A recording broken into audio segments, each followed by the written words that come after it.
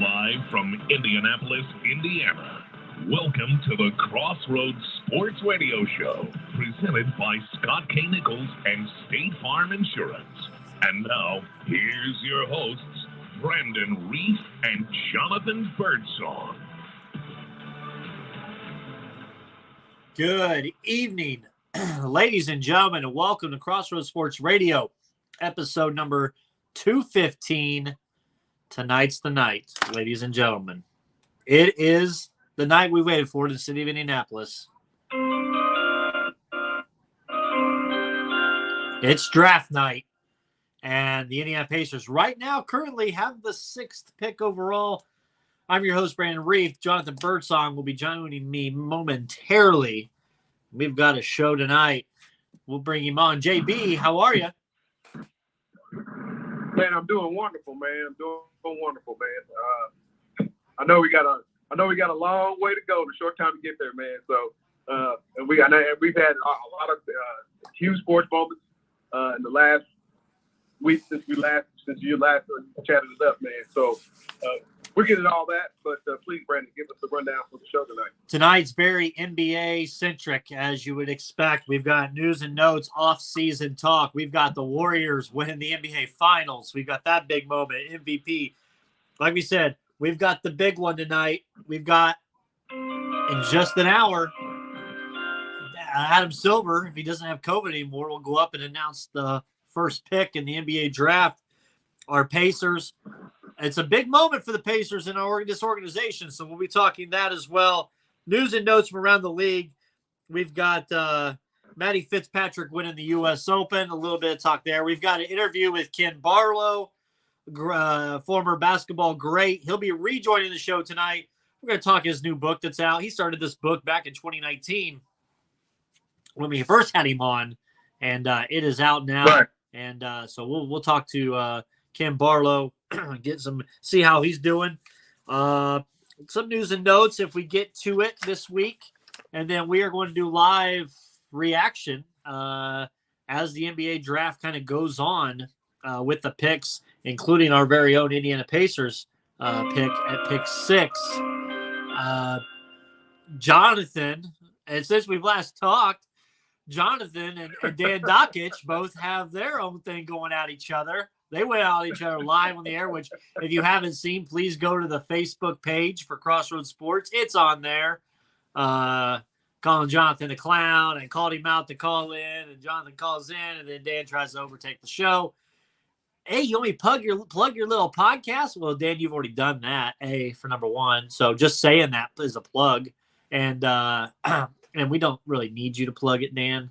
I know you've got your what did he say, John? He's got his boats, his houses to thank you for buying and all that, right? He's got his boats and his new knives, new kitchen sets, man. Said, me chopping back and forth with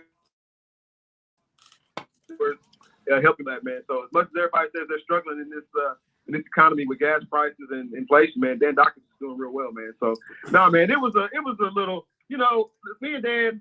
I'll be honest with you, Brandon, and Crossroads listening audience, man. It's gonna shock some folks, man.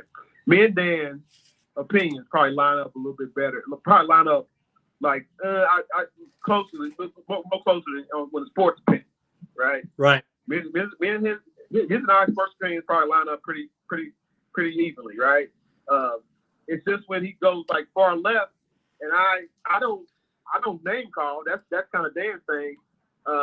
When he goes far left and starts with name calling and starts mixing in political, right? It's when we have our disagreements, man. I guess I was getting too much on his nerves. I was probably telling too much of the truth, and I got called out.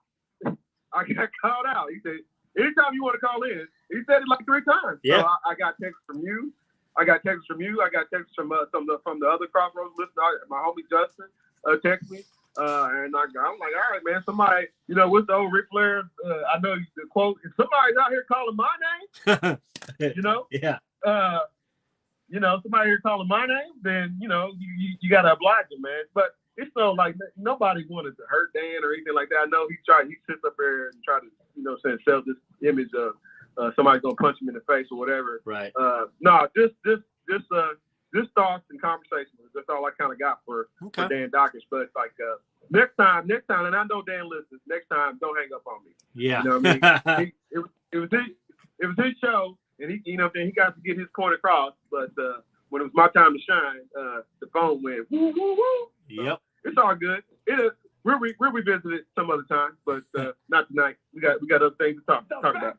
That I'm the dirtiest player in the game. Be dirty. I'm writing a book right now. The dirtiest player in the game. I will stop at nothing to stay on top. Stop at nothing. I will not move out of that big house. All right. Thank you, Rick. By the way, his final match coming up soon. So awesome. All right, John. NBA Finals, my man. The Golden State Warriors win their title. Steph, Clay, Draymond, their 4th. Steph Curry MVP. They win 103-90 in Boston. Celtics had a late charge, but my God, the 3-pointers, Otto Porter from the corner 3, whap. Otto Porter from the corner 3, whap. Andrew Wiggins, whap. Steph finishing it off. John, Warriors win. They win the title. They're 4th. They are a dynasty. No questions asked. We both picked the Warriors to win the NBA championship. Kind of thoughts on Game 6 victory and as well just kind of a wrap of them winning that NBA title.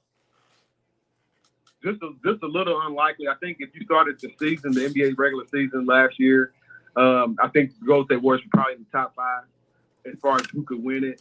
Obviously, everybody thought the Lakers and Brooklyn, and once that kind of fell apart for both of those teams, you know what I'm saying, it kind of fell back into the regular season chance of that to be the Phoenix Suns and as far as being favorites and Milwaukee. Well, once the dust all settles, right, there can only be one. And here we have, Steph and Clay and Draymond and crew back in the title picture again. So you have to take into account the fact that they were the veteran team, kind of been there, kind of done that. Even though there were some new pieces, there's no David West on this team, there's no Kevin Durant on this team, but there's new pieces. There's Andrew Wiggins, there's Jordan, the emerging Jordan Poole. You have to that these guys are, on somewhat. So, uncharted waters, right? Right. But that veteran group, got the best.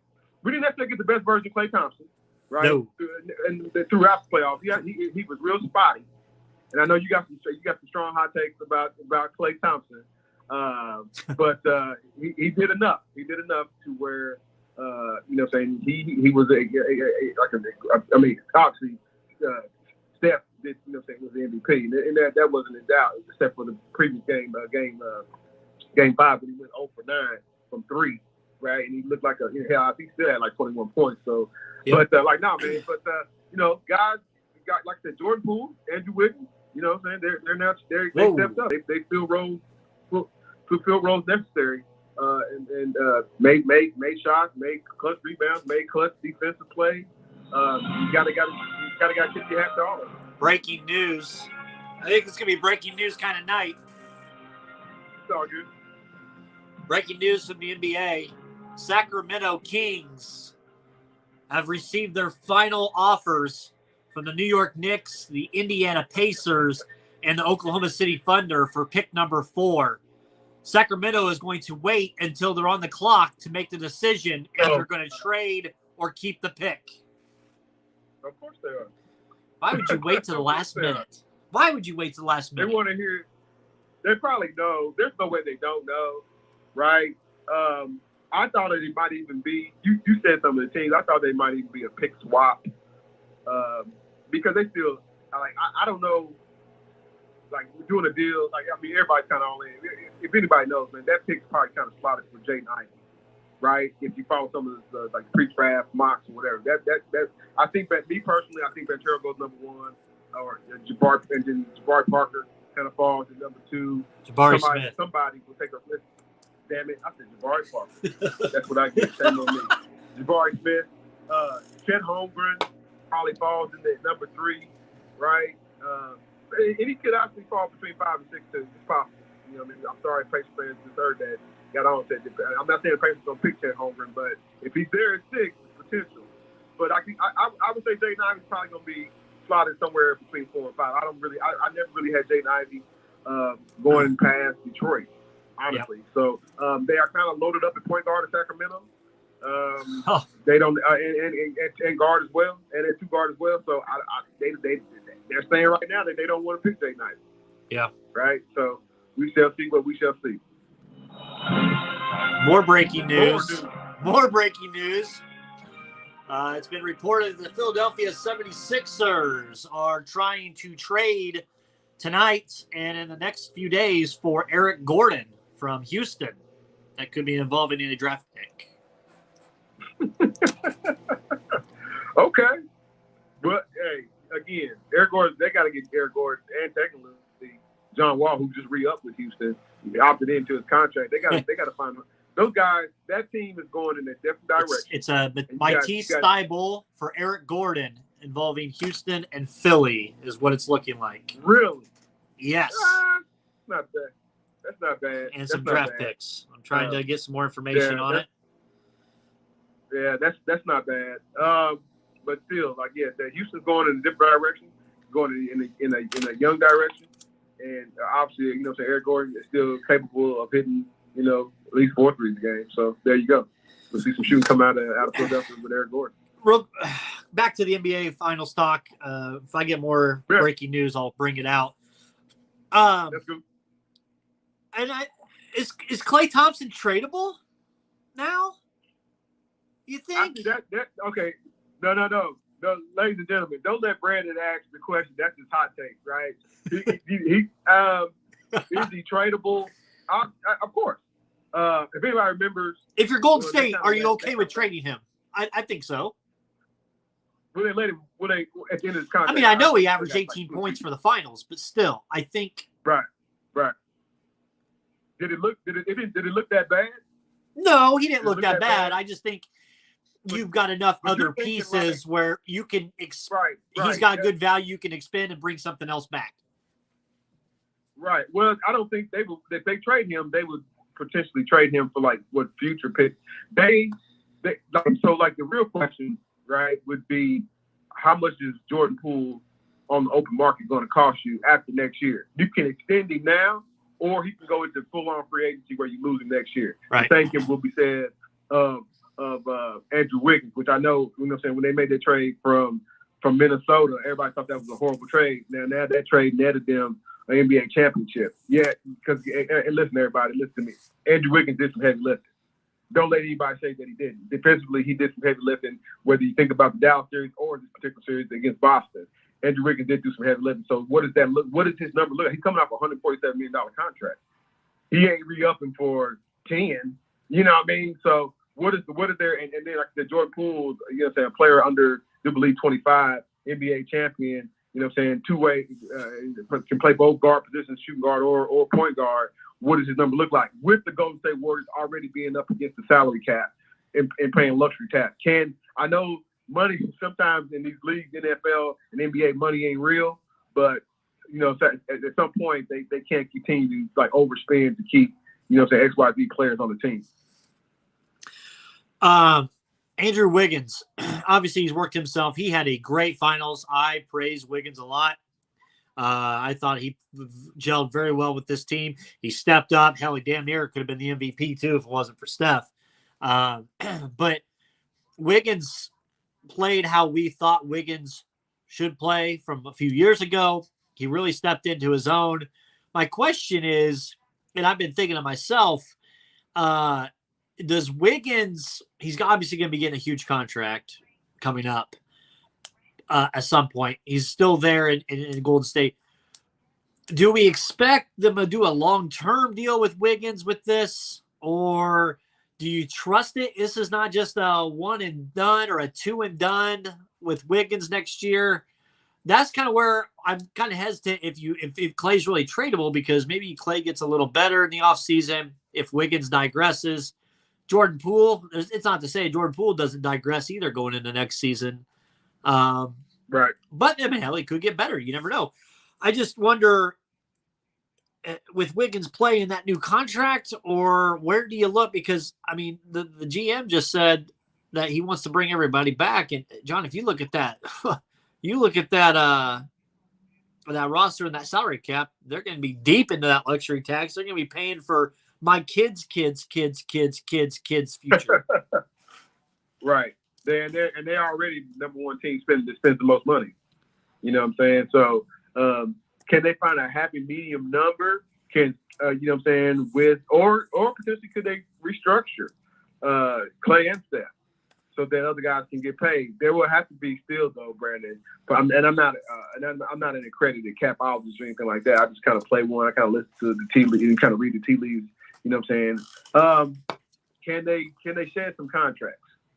You know what I'm saying? Some unimportant contracts. I mean, Brandon, it could be possible they'll shed James Wiseman. Like, how much help did he really have to help in the last two seasons? Right. You know, and I know, you know what I'm saying?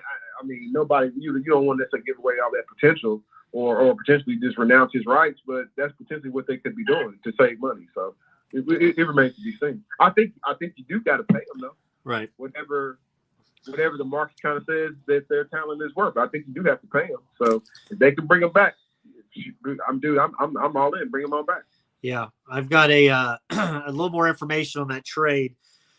The Sixers are trying to acquire Eric Gordon using Matisse Thybulle as an asset, even attempting to get a third team to participate, according to multiple league sources. The Portland Trailblazers are willing to make a straight-up deal for Thybulle, sources say. Sixers president Daryl Morey wants the Blazers to do a three-team deal in order to get Gordon, more sources say. So, Portland's obviously made a move. They went out and got why is it flipping my name right now, John? Who the Portland just get? They just picked up.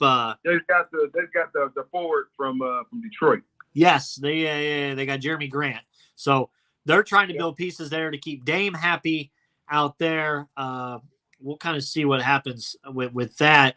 As it keeps going. The Pistons are also interested in Colin Sexton. I know Colin Sexton's been talked with the Indiana Pacers, but I just don't see that, especially with the kind of where the Pacers are looking to go with this roster. And we'll kind of talk Pacers here shortly. But back to the NBA Finals to put a bow on this thing. Two questions for you, John. Number one, can the Boston Celtics repeat and come to the NBA Finals again? And secondly, what did they do with Marcus Smart? Because You need more production out of it. I understand he's the defensive player of the year, and you're crazy if you get rid of him, but you got to have more production and offensively from it, and you're not getting it. So can they make it back? And B, what do you do with Smart? Do you remember? I'd like to give a history lesson, right? Do you remember Jason Williams with the Kings? Yes. How erratic sometimes he played, and then they made it. They made it hard. They went another year with it, and they was like they kind of pointed to like his erratic play as the factor that keeping them back. And then in the offseason they made the trade for him and Mike Bibby, and so the Kings never did make it to the finals. There's a whole other set of circumstances around that. We've talked about it before. That Lakers series back in the day, back in 2000. But like, no, man, this is kind of shades of that. Marcus Smart, but here's the thing, though, Brandon. It's shades of that, but it's also like he's also been the kind of the calm that they've had different league guards try to lead the team, whether it was Kyrie Irving or the other kid they traded to or let go in free agency to Charlotte. But like, nah, man. So I really think they keep Smart. I really do. Do they need another ball handler on the floor to get the team back into their set? That's what I would. Yeah, suggest. And they could go. Maybe they go get Brogdon. I mean, maybe Brogdon's that asset for them to be that point guard role. Brandon, I was thinking. You said Brogdon. I was thinking Ricky Rubio. There's all kind of guards out here. You know what I'm saying? That I can Brogdon's a little bit more offensively, a little bit better than Ricky Rubio. But yeah, they just need basically a ball handler where Jason Tatum and Jaylen Brown aren't doing all the work, where they can get half-court sets. And then I do know there's a lot of one-on-one play with Jason Tatum and Jaylen Brown, right? But sometimes I feel like they're initiating their one-on-one at the half court. Uh-huh. You know what I mean? They're the main primary point guard, both of them. You know what I mean? So they gotta if Boston could curb their turnover problem, they would have had a game 7. I can't necessarily say that I still had Golden State still have more firepower. When you talk about returning, they got to be considered target returning. But when you talk about Boston returning back to being tops in the East, you got to consider it, Brandon. You got to think about them being 1 and 2, Boston and Milwaukee. And you know what I'm saying? Yeah. And whatever the hell happens with Brooklyn, who knows? They'll be probably 3 or 4. But Boston and Milwaukee, I mean, yeah, 1 and 2 for sure. But they gotta find a better way to, you know what I'm saying, curb their you know what I'm saying, ball handling issues and turnovers, because that's ultimately what killed them in the finals. Okay. Yeah, I agree. They definitely need to get a point guard in there, a true point guard. And even it's not Williams. The small forward for Boston, Derek White. I mean, he fell off in the NBA Finals. He had a horrible NBA Finals. I was expecting a kind of a big performance from him, but he just got shut down. Mm-hmm. I expect a healthy Robert Williams next year. That can help Boston there. I think, and get them a little bit further there. And like you said, Tatum's just got to take care of the ball. I mean, my God. I think he had more turnovers than the Center Grove JV basketball team out there. Yeah. So we'll see. I think Boston can get back there. I don't think they need to make too many moves, but they definitely need to get a point guard. And there's a market for him. Like you said, I think Brogdon would be a good piece for them to go in. You want somebody who's sustainable, who can play that offense, who has offense, who can be a distributor. I think the only question they're going to have is the same question Pacers fans had. Can Malcolm Brogdon stay healthy? You know, your best ability is your availability. So can he do that? So we'll see what Boston does. And it's not Danny Ainge running it. Danny's out in Utah, so it's Brad Stevens. Brad Stevens is in charge of this team. We'll see what kind of pieces he's decided to make. And does Marcus Smart really fit in here with this team, or can you use him in a trade? I think that's something to look forward to this offseason as it starts to heat up. So we'll find out more with that. John, Indiana Pacers. It's that time tonight. Indiana Pacers with the 6th pick. So with the 6th pick in the 2022 NBA draft, John, I put out my mock last night. I've got the Indiana Pacers selecting Ben Mathurin from Arizona because I'm at that point now where you need best available over position needs at the 6th pick. You're still going best available. I think he's going to be there because I think Keegan Murray's going at 5. I got Ivy at 4. Yep. The odds for number 1's changed 3 times today, which is crazy on DraftKings. Mm-hmm. So I put a little bit of money on all 3 of them as they were the leaders today. So going to make something a little bit. But Mathurin, Keegan Murray, let me tell you these 2 things. I also know we were dead after the All-Star break. We were the worst team in defense after the All-Star break. Facts, rankings wise, we were last. Tyrese Halliburton says he's turning the Woj notifications on, and it's about to be a movie. LOL. So I think I'm good with Keegan. I'm good with Mathurin. I think we're going Mathurin route. He's the best athlete. He's a great athlete. I think that's what we're looking for. Jaden Daniels, I know we were sucking in defense. Jaden Daniels is a great 2-way player. He's young, obviously. He can play defense. I just don't know how much he's going to withstand in the league. And, I know we need a 2-way player. He would be that 2-way player. Our defense was atrocious. So we can see what happens there. Shaden Sharp, I was on, and then I'm off because just how we kind of went through and treated Kentucky.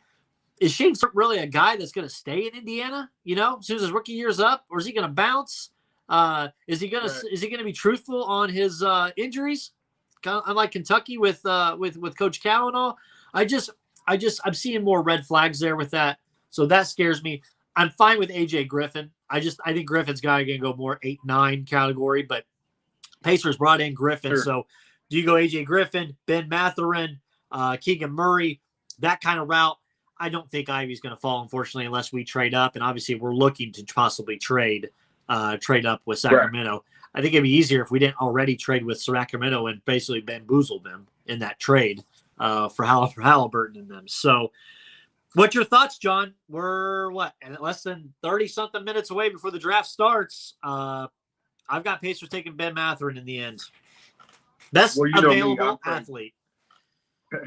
Right. I did my pre-draft probably like a month before the draft, man. So I had the Pacers, before the trade, I had the Pacers pick Keegan Murray. Now, Keegan Murray there's been some, some people other than the Pacers showing interest. Detroit being right in front of the Pacers showing some interest because it's a position for need for them as well. 6'8", 6'9", tweener forward, small forward, power forward. Who wouldn't want that?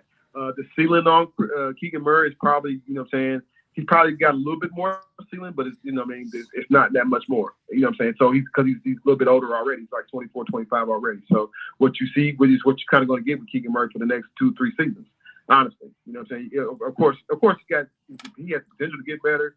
But again, we're not talking about a 19, 20-year-old kid who, who kind of got to learn. He's ready to play, which is good.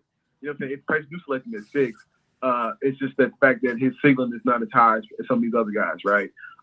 When you say Ben Mathurin, I know I jacked up his name, but I won't. Especially if the Pacers picking, you're talking about an athlete. It's something that the Pacers, at least on the perimeter, haven't had since Victor Oladipo's first operation. Before he tore, before he tore his knee the first time. So could they get a little more? Could they feel the need to be a little bit more athletic by picking the Arizona swingman? Absolutely, I wouldn't be mad at that either. I do not believe, unfortunately, like you said, I do not believe Jaden Ivey is there at pick 6. You're telling me the Pacers picking Daniels. I have to give you a long pause. If the Pacers are picking Daniels at pick 6, that means they're going to keep Miles Turner, and they'll be the 2 primary defensive catalysts for the defense. But if we're going all in, we're more offense on the floor. There's still a potential trade for Miles to be shipped up out of there. I think here's what I know. I keep on telling what I think. Here's what I know. Malcolm Brogdon will not be an Indiana Pacer come start of the season. No. Right? I think they are 70-30. 70 keeping, 30 I'm not keeping Miles Turner.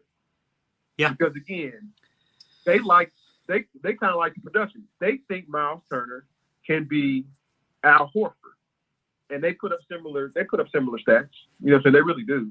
If you look at it, it's just that Miles consistently is not inconsistently on offense. And like, dude, when you want to be the feature, you never kind of show up. So they feel that, you know, Miles can be a stretch forward. You know what I'm saying, and can get rebounds. Definitely can block. We definitely know can block shots with the best of them. So we shall see. If Daniels is the pick, then Miles Turner stays 100%. If it's anybody else, if Chet Holmgren, Brandon, I know you're gonna cry. If Chet Holmgren falls to pick 6, then expect Miles Turner to be long gone. I hope to God not. I hope not. Real quick, before our circus act is on the hold right now, waiting to give their final takes before this. Okay. I'm also, I'm okay with, you know, Miles, if we end up keeping him, to build around this possibly. But, you know, the fact that Woj said yesterday the Pacers' plan is to reshape their roster, move towards a rebuild under Carlisle. Indiana likes multiple prospects in the late lottery and hope of adding another pick. Malcolm Brogdon will be moved, and they must find better offers on Miles. If you're going to – okay, he says it right there, Woj says, if you're going to rebuild, and I heard JMV, friend of the program, say today, if you're going to rebuild, then go all in and rebuild, by God, and put whatever pieces you have to do to get up there to get that number 4 pick, that number 3 pick. Throw it in there, because if you're really in this rebuild, what the hell? Throw it in there, right? So we'll see. I agreed with JMV on that, and I thought about it today myself. We'll see. Only time will tell. We got a little bit here. We'll bring them. I'm gonna bring them on individually because we can't do a circus act tonight with it. So, all right, Decot, you were first one on the list that called in. What's up, Decot?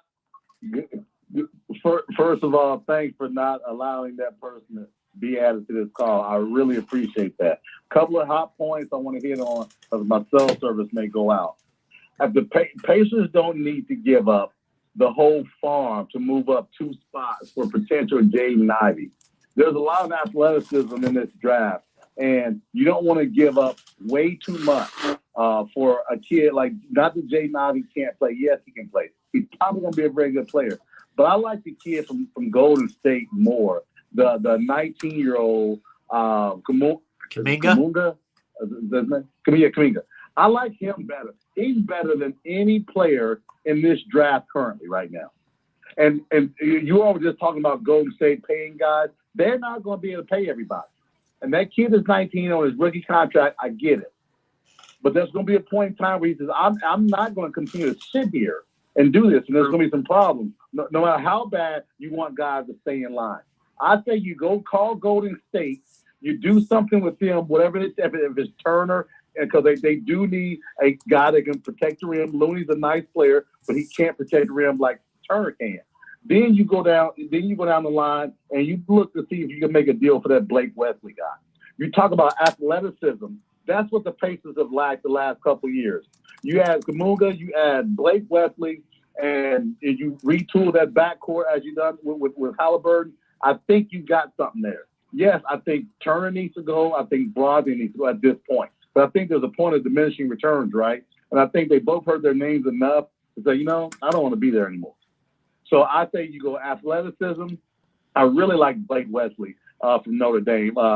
Just something about that kid in the NCAA tournament. I liked him. His workouts wasn't as great as they thought his camp thought they were going to be. But I think he's got a huge upside. So and you're right. It's just a little laborious offensively. That's all. You know what I'm saying? With the jump shot, everything else he got. Everything else he got. Exactly. And one of the things that we talk about always is getting guys on the court that can guard and can run. And he can do both of those things. A lot of guys can learn to shoot, right? He's 18 years old still. I don't think he turns 19 till the fall, if I remember right. Or maybe he's 19 or like, yeah.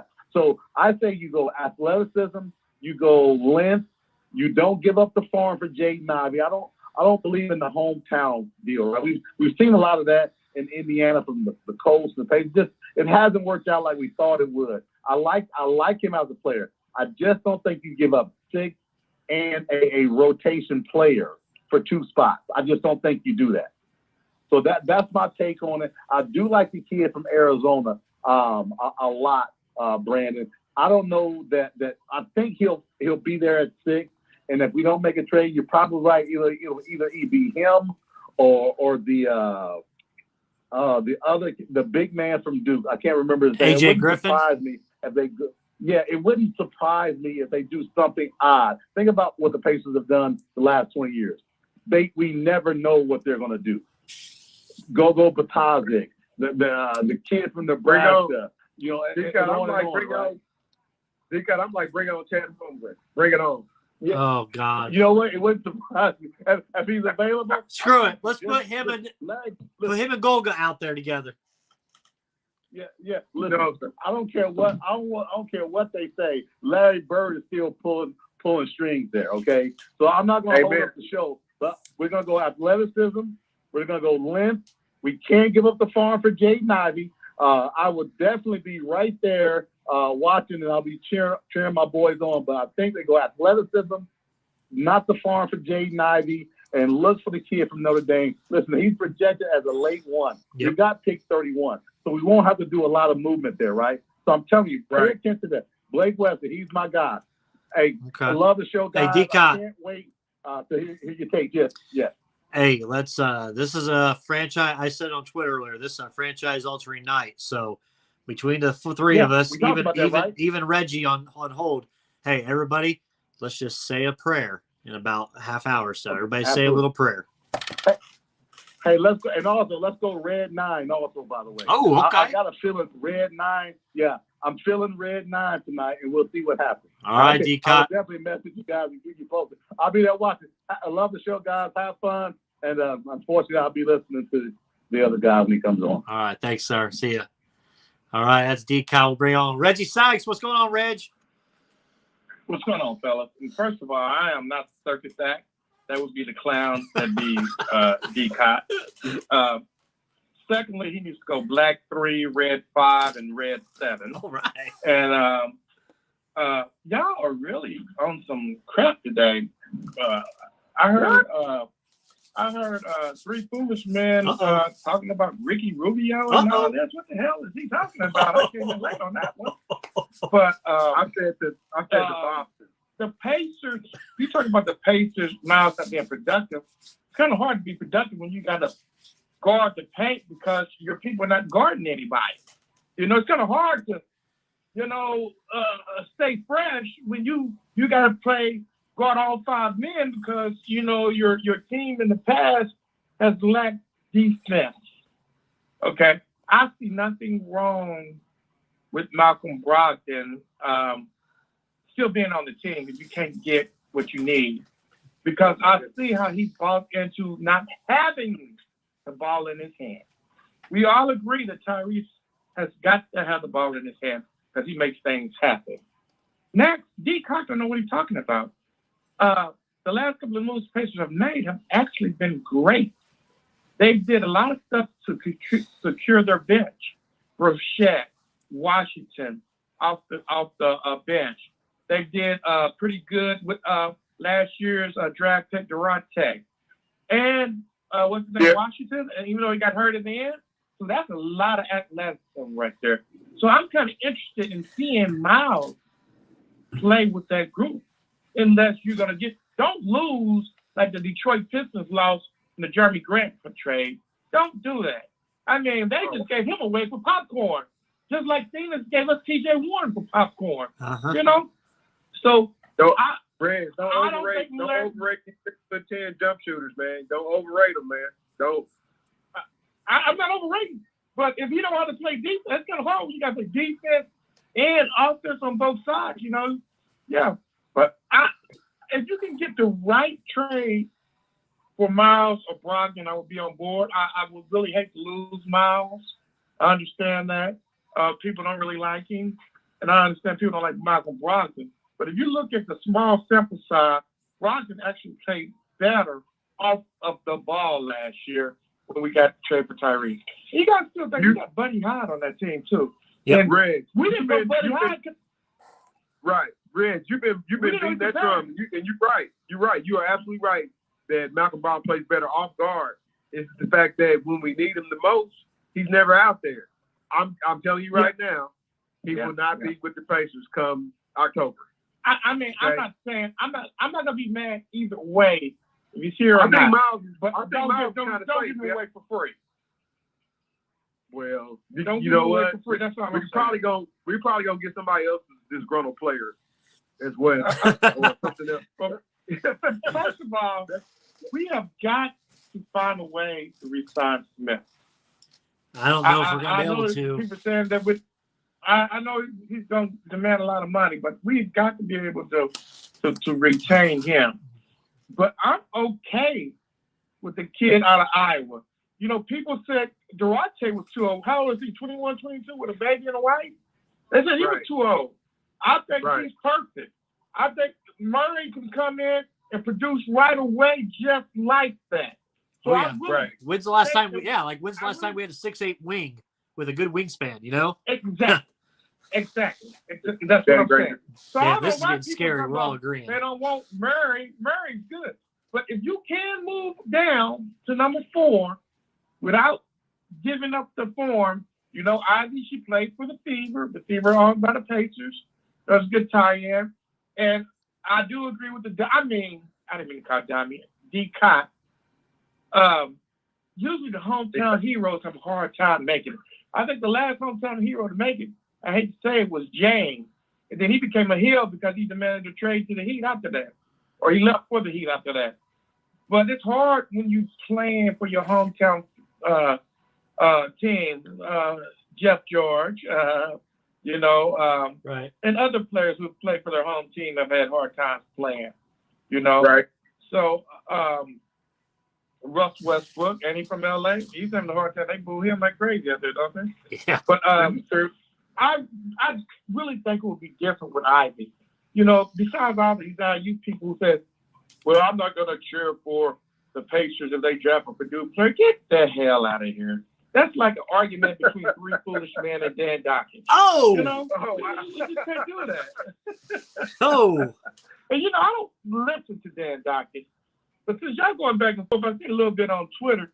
What time does this show come on? I might start maybe checking them out a little 12 bit. 12 o'clock. You know? Maybe I had to give a call in and comment, you know, instead of calling in to JMV on the time because y'all seem a little biased on the show. Red, you too strong for Dan Dawkins, man. He's a weakling, man. Believe me. I only listen to him because he got some good basketball takes. That's about it. Other than that, man, you ain't missing nothing. And I say this because I know he listens to the show. Yeah, well, he talks about he's from Gary or Maryville, and Maryville and Gary is a big difference, man. You know, some of your takes, you know, I have heard some of his takes. I'm like, man, what the hell? You know, what time do we come on? Maybe I do need to call into his show. Oh yeah. When does the show come on? 12 o'clock noon. So. I come on the same time as Jim Rohn. Okay. Oh Jesus! Yeah, your boy Jim Rohn. Oh God, don't get me started on him. That's another thing. And they got the Smack Off this weekend. Tomorrow, I think. Smack Off tomorrow, Monday. One of them. Yep. So I'll probably listen to that. I'm gonna check out Dan. Okay. All right, Reg. I'm really confused on what the Pacers are gonna do. Love the show. Next time, don't take me behind the clown because I have to come and clean up his mess because he don't know nothing. And love the show, guys. You have a great day. Thanks, Reg. John Reggie Sykes, King of Trolls. Well, he used to be King of Trolls. I don't know. He doesn't troll as much anymore. He's calmed down. No, he doesn't troll as much no more. I meant to ask him about his golf game, man. I know y'all went golfing Tuesday. I want to see No, John, this was a great week not to ask him. It was rough. Oh, okay. Got you. It was rough. It was rough. So he would be the first one to say it, and that's all I'm gonna leave it. It was rough. So he won't be getting back to the live tour. I got it. A little bit of breaking news. Adrian Wojnarowski, as I reported on the draft show on ESPN, Duke's Paolo Banchero has joined Auburn's Jabari Smith under serious considerations to be the franchise's #1 overall pick for Orlando. There's a real chance draft boards could get blown up at the top of the lottery. And just like that, John, DraftKings' odds went from Jabari being the heavy favorite to this morning flipping to Banchero being the heavy favorite to when me leaving work this evening, Smith was back as the favorite to just now it's moving back towards Banchero again. Does Orlando really know what they're going to do with this #1 pick? Which is a better fit for him, in your opinion? I think it's Banchero. I think Pablo Banchero is a better pick for him. They're real already perimeter heavy, wing heavy. So bringing another because like he's not going to play more a dominant position like he did at Auburn. This pick, when he gets to the NBA, he had a lot of sensational blocks, a lot of loud, spectacular dunks at that level. I'm not saying he's not going to have those moments here in the NBA doing his rookie campaign and going further, but he won't be the force that he was in the paint like he was with Auburn. So I would go with I think Pablo's the better skilled player. Yeah. So that's who Orlando should pick, and I'm not saying it because I'm a Duke homer at all. Indiana Pacers, back to the Pacers.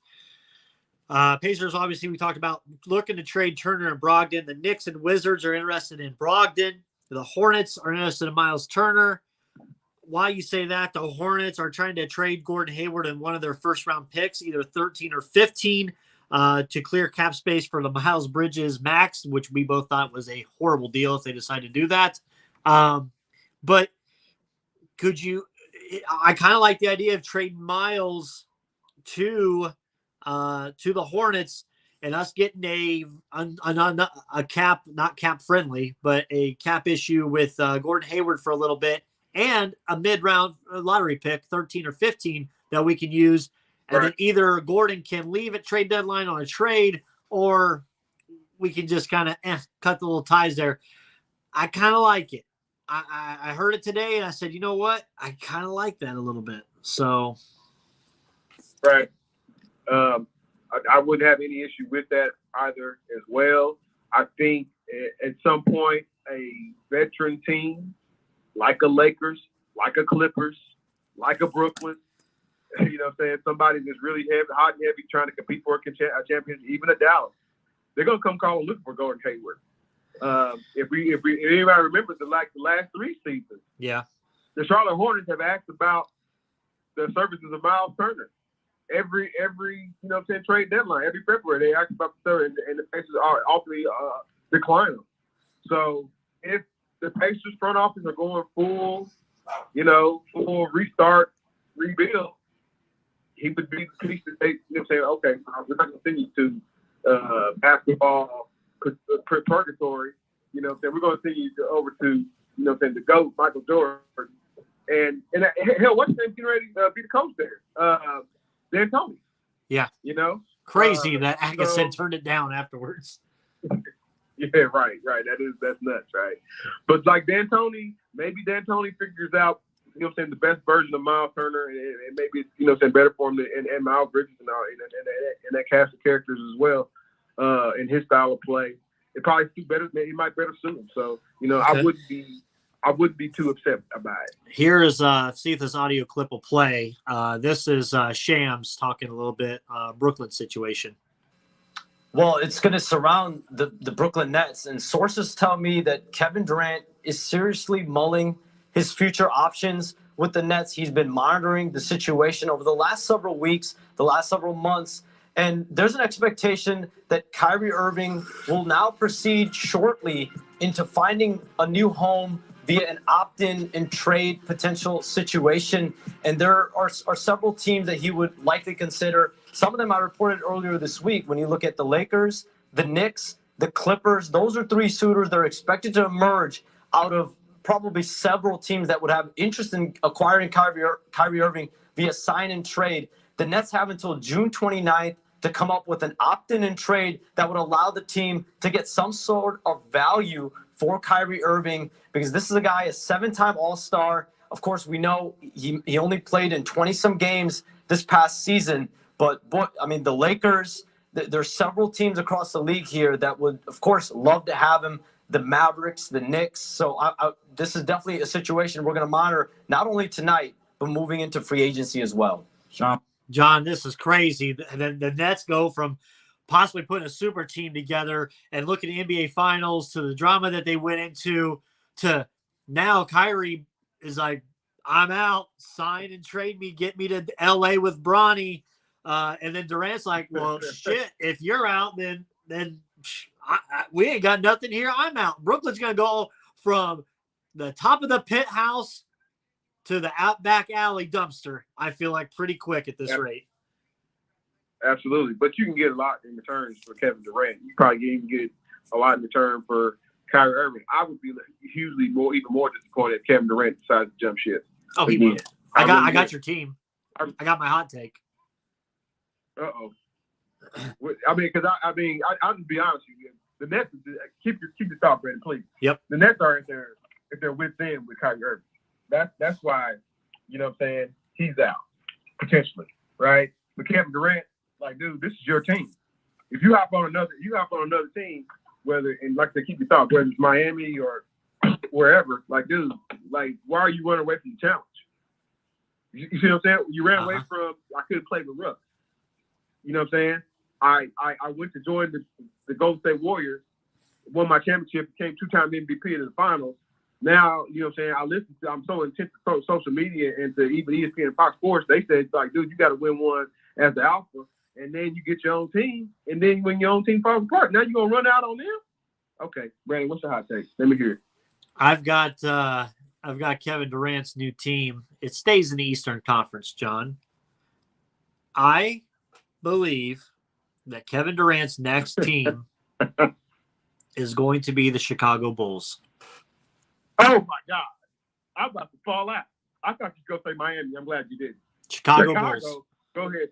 You got to explain that one. Well, John, I think with the way that team's makeup is, you know, Zach LaVine's going to be leaving there. You've got DeMar DeRozan. You've got Lonzo Ball. You've got some pieces that can sit there with the Bulls and work around Durant to where he doesn't have to be the all-time scorer with it. The facilitator, you've got Lonzo with that. You've got DeRozan. You got to find a way to make the contracts. You got Vucevic at center, which you could probably dump him to Brooklyn, honestly, in a trade if you really wanted to. I just think the way the Bulls roster is, and the Bulls always make that splash, right, John? They're always there. They've been down. Brandon, I know that's not bad. I know, right? That's it's looking good. Caruso maybe goes. You'd have to trade probably like LaVine in the signing trade. You'd have to probably take LaVine, Vucevic, and maybe what's the kid they got from Illinois last year? That guard? Yeah, Osei Adumase or Dumile. Yeah. Well, Zach LaVine's a free agent, so you could do a sign and trade with Brooklyn for that. That's what I'm saying. Right. Yeah. Right. You could do it. And hell, they already think about tweaking. They were already thinking about tweaking the roster when mid-season. When telling you, Anthony Davis rumors came about. Just put a little clip it on this. Now, I said Kevin Durant's next team is going to be the Chicago Bulls. Oh my goodness! They'll love it there. They will love him there. Oh my! I'm just telling you, John. I just have this feeling. Durant, Chicago. It's the first thing that came to my mind. I started putting the pieces together. That's what I'm at. So we'll see. If it goes further than that. What else do I got here, John? It was reported the Pacers turned down a Lakers trade of Westbrook, Horton Tucker, and a 2026 first-round pick for Brogdon and the 6th pick. Thank God we turned it away. I think you were okay with the trade? I was. Brandon, what was the other? There had to be another team involved in this. To which they kept them out because you're not gonna just trade Malcolm Brogdon. You can't, like, the contracts don't even match up for Horton and Westbrook. So there had to be another team they're probably gonna absorb. Westbrook's contract for the Pacers or something to that for. It just wasn't enough first rounders. How about that? You know what I'm saying? The first rounder wasn't the first rounder that they were going to receive from Lakers, like, 2026? Something like that. And who knows where that's, it's not going to be lottery or anything like that. You know what I mean? So it was this. the Pacers got to do something. Like, I'm not this Westbrook is done. I'm not that person. He's on the back nine. He's on the twilight of his career. That's for darn sure. I just think the pieces don't fit with him and LeBron. If you put Westbrook on another team, you know what I'm saying, he's a triple-double walker. Look out. Uh-huh. Okay. Listen, I like it the fact that you like my thing that KD to the Bulls. I mean, you can see it, right? I mean, I can see it, man, because like the Nets they're not budging on this, man. No. It's been 2 years. They spend a lot of money. You know what I'm saying? I said the Golden State Warriors are right up against luxury tax, so are they. And if you don't win the championship, you can't justify why are we spending so much money and then we were only eighth or we only played X amount of games in the first round. We didn't get to the second round. We didn't get to the East Conference Finals. We didn't get to the championship round. You have to quantify. You have to make an answer of like why do I have this oversaturated? You know what I'm saying?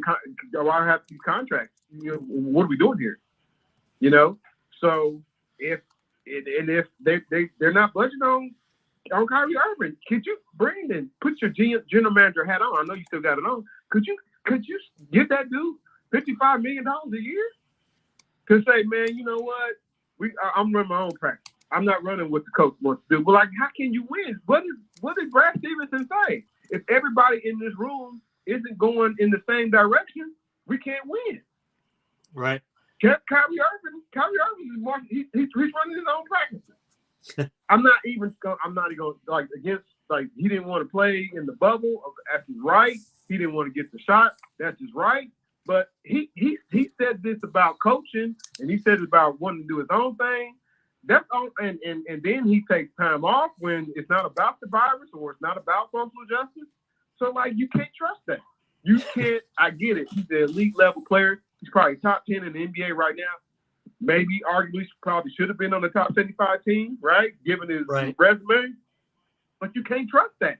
I can't. He wants to raise. He wants $55 million a year. You can't do. I couldn't give you. I couldn't give him. I couldn't because like you haven't. You when you play, it looks like you know what I mean. We can make an answer for that. But the fact of the matter is, he only played 26 regular season games this whole year. Yeah. Go back to last year. Go back to and your record follows you. What happened in Boston? Why'd you break in Cleveland? All those things kind of follow you. No matter what you might say, your actions say a little bit differently, man. So I don't know, man. It sounds like the Brooklyn Nets are getting broken up. By the way, they're doing the intros right now for the players. Imagine if Jovic gets drafted by the Nuggets, you'd have Jokic and Jovic. No relation whatsoever. No relation. Oh my God. Well, I mean, here we go. We got our call. I think we got our guy. All right, John. Give me 1 second here. Okay. Let me think here. All right, I'll let you go ahead and do the introduction. John, go ahead and rip us off. Welcome to the show, Ken Barlow, Hall of Famer, Indiana Basketball Hall of Famer, Ken Barlow. Welcome to the show again. Oh, I'm sorry, man. I'm not the guest you guys set up for. Oh, what? Who? Sorry. Who's this? Hold on. What happened? We got two of them here. Go ahead. What was your name, sir? Yeah, this is Naj. Naj, what's going on, my man? Oh, your number came through weird on my thing, so that's why. Well, I mean, I'm one of the best to ever do it, so it is. That's right. That's right. What's going on, y'all? Not much. What you got? What you got? What's your thoughts on tonight's draft? Well, I mean, do you guys have a scheduled guest that you have to get before me? If so, I can wait, man. We can do it in about 5 minutes, so we got plenty of time. About 10 minutes. So. Yeah. Oh, okay. Yeah, I mean, I'm just looking at this the same way people typically do, where you say, okay, this is a 4 or 5 person draft. After that, I'm trading down, trading out, and trying to get readily known assets. I think somebody earlier said something about Jonathan Kuminga and some of these other guys. Like, those are the guys I would go after. I try to trade draft capital for those guys. OKC has so many picks that they have to trade some of their futures. So, hey, you're right. Why not make the call? So, I'm looking at it from that perspective. As far as you guys as Pacers, look, man, it's a full rebuild. Give it time, guys. Like it doesn't have to be made tomorrow. So if a deal's on the table and you're not getting Danny Ainge type leverage for the other team, or you're not squeezing them for everything, walk away from the table. Treat it like Vegas, baby. You don't have to accept anything because you have a long-term vision and you want to build around the young players that you have. And I promise you, somebody will pay a blood price for Miles Turner at the trade deadline if it comes down to it. So, yeah, hold on to every asset, squeeze them for everything, man. Nobody thought you would get the haul you did for Sabonis. Mm-hmm. But you were patient, and it happened the way it happened. So that's how I'm looking at it. Okay. Now, having Rick Carlisle as the steward of the ship, that's a whole other conversation. But yeah, things are looking up in Indiana, man. That's a move to be made. Okay. But how do you guys feel? Are you looking at Barlow as the one, I guess you could say, guy with the safer floor, or are you guys more intrigued by the, I don't know, more risky prospect? When I think about Jabari Smith, I just think, you know what I'm saying, we're looking at maybe a more higher end Rashard Lewis, if anybody remembers him, and the capabilities that he had with the basketball. You know what I'm saying, somebody who could, space the floor. Rashard Lewis in this era NBA is probably what NBA All NBA, at least on the second squad, right? But I think that's what you know what I'm saying. He's not going to be as dominant around the rim on this level as I think Banchero can be. Banchero showed that he can be, you know what I'm saying, a good rebounder and definitely a shot maker, polished shot maker. I would say. And I think, again, those would be like 1A, 1B. But again, you twist my arm, and I got the number 1 overall pick, and I'm Orlando with what I already have in guard, and I'm already guard heavy. Then of course, I would go with the stronger, stronger 4 guy, who I think who's going to be a solid 4, maybe in this NBA, a 5 guy sometimes. Where I think Jabari is going to be definitely on the wing, playing more wing than anything else. Okay, and I got a shocker for you guys. I've already bet this, so I'm giving you a chance to catch up and take a shot with me, man. You might as well pick up some, free money. It's always out there. Oh yeah. I think the shocker of the night is Chet is drafted way lower than what we all expect him to be drafted at. Because it sounds good to say, hey, this could be the next evolution of basketball. This kid could be, this, that, and the third. It's a whole other thing to tie your name to that kid to where, remember, no matter what happens this season, the cameras are going to be on him, and the narrative of he's too weak, he can't play in this league, that's already baked into the cake to where you're going to have to try to really justify the pick as the season moves along because, he's going to get really unfair coverage anytime, he's boxed out in a way that looks like he can't physically compete. Or if he can't stay on the floor defensively, all of that stuff is going to be ratcheted up to a degree to where I think there's some GMs who are scared to put a name on it, and they hope the guy ahead of him drafts him, so they don't have to be the guy that drafts Chet and ties their career to him. And I'm saying this with expectations that I think Chet can be really, really, really good. Only problem is he can also be out in the league. So I predict him to really fall in this draft, and I put my money on it. I would suggest you guys take the same shot. And if I'm wrong, you can just blame me. Well, I appreciate that. I do like that. I might have to real quick pull up my DraftKings here and put a little bit on there. No, I agree with you. I think both of you. I like Banchero. I think he's got the better ceiling. And you're not going to be scared. These GMs right now, as quick as they're going in and out of the league, you don't really want to screw up. And I know we talked to Pacers ad nauseum. This might be the last call for Kevin Pritchard before the swan song comes. You can't screw up another draft. And I know we did all right last year with Duarte. And yeah, you don't want to put yourself in that position like I do sometimes in fantasy football drafts where, damn, that player didn't get picked and now he's falling to me. What the hell am I going to do? And then week 2, he gets hurt, So I kind of see it like that. So absolutely love it. Yeah, man. So, yeah, it's going to be interesting. I'm going to hang back and listen to you guys. I know you got your guests coming up. But how about those Hawks, man? Don't y'all want a nice, young John Collins, man? How How about y'all ship some of them assets down to Atlanta, man? Don't y'all want to? Hey, we gave you a coach. You know what I mean? Yeah, you know. We did. We gave him Coach Nate McMillan. Yeah. So, you know, we'll see what we can do. we Hey, got this guy, you know. don't count out Kevin Pritchard to do something to send down there to Atlanta. So we'll see. But hey, go Hawks, my man, and thank you for listening. We appreciate it. I know. All right, nice. All right, great caller there. Man, we got to get that dude. That dude ain't called in a long time, man. I like topping it up with him. I know, man. He calls in every once in a while. I love it. All right, now we've got our guy, friend of the program, John. Friend of the program. He was back on with us in 2019. I can't believe it's been that long ago. This is prior to COVID. I think he was just starting to write the book. Indiana Basketball Hall of Famer. Got a great book coming out called First Round Pick, The Path Least Chosen. I just bought it 20 minutes ago on Amazon. So it should be here by Saturday for me to read it. Our guy, Indianapolis man, Ken Barlow. Ken, what's going on? Hey, man, listen, it doesn't seem like it's been since 2019, but I'm happy to be back. Thanks for the invite, Jonathan, and all you guys. It's good to be on the show. Yeah. Well, Ken, I didn't know we was gonna get you on, man, because I seen you on Wish TV here locally. I seen you on Fox 59. I said, man, I don't know, Brandon, if he might have went a little Indiana Hollywood on it, man. I'll see if we can humbly get Ken Barlow, but like, nah, man. Ken Barlow's one of the great ambassadors of basketball on any level, and it's always a pleasure to kind of chop it up with him. He shared, I mean, you know, I don't want to steal too much of his thunder. He shared much of his story with us already back in 2019. But now, with the book being out, everything's kind of come full circle to fruition, man. So congratulations on that, for sure. And again, from me to you, obviously, thank you for coming on. So, Ken, I know Brandon got a couple questions for you, but I got to ask you, man. So, like, what has some of the reception been like for you?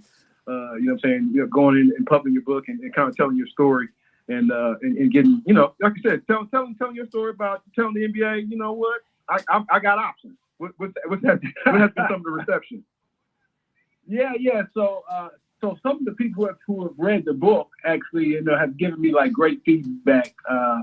You know, because even beyond the NBA, you know, life is about making tough choices, and you know, as I say in the book, the victory resides in your preparation. So, you know, I was just trying to encourage my readers to be prepared, even as athletes. You know, if you're prepared and you give your best all the time, and whatever happens after that, you know, it's really, for me, from my perspective, it's in God's hands. So I knew that I could do nothing but succeed, even when the NBA offer came, and it wasn't really adequate enough, not just from a dollars and cents perspective, but also from an opportunity to compete for a job. I didn't really think I was going to be given an opportunity to compete.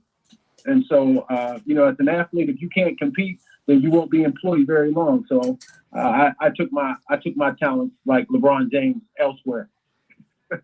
Okay.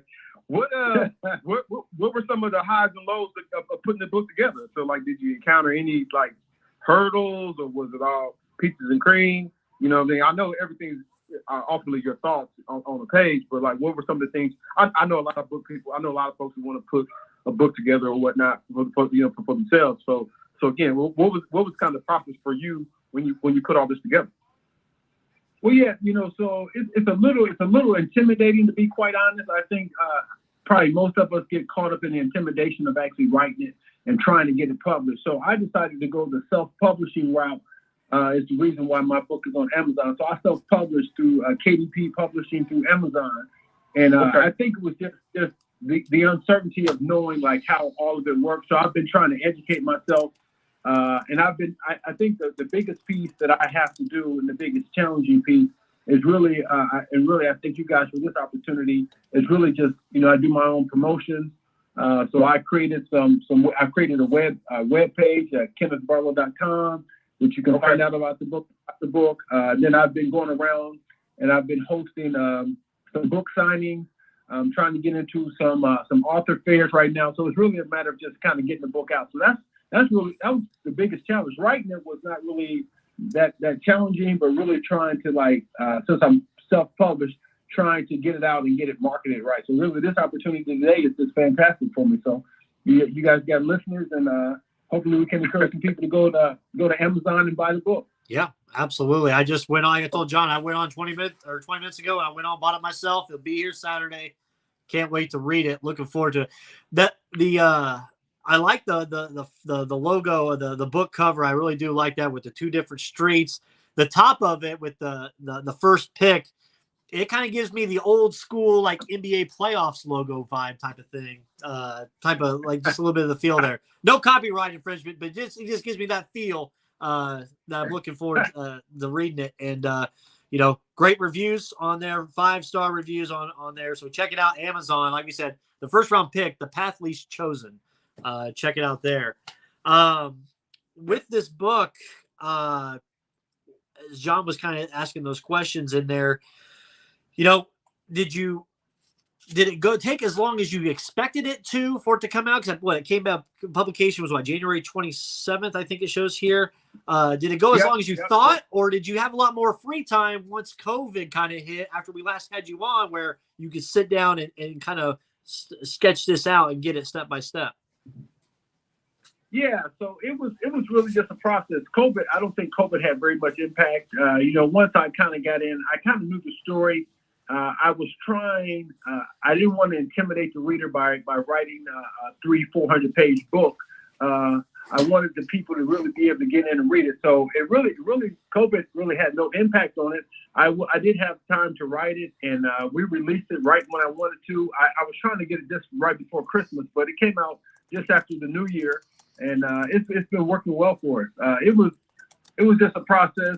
Really, I think we all have a book within us to tell your story. So, and we all probably have I think you guys even have a great story to share with others to inspire people and to help people. And that's really what my book is about. It's a basketball story, but it's really not just a memoir about me. It's really about trying to help not only athletes, but even non-athletes to succeed and be successful in life.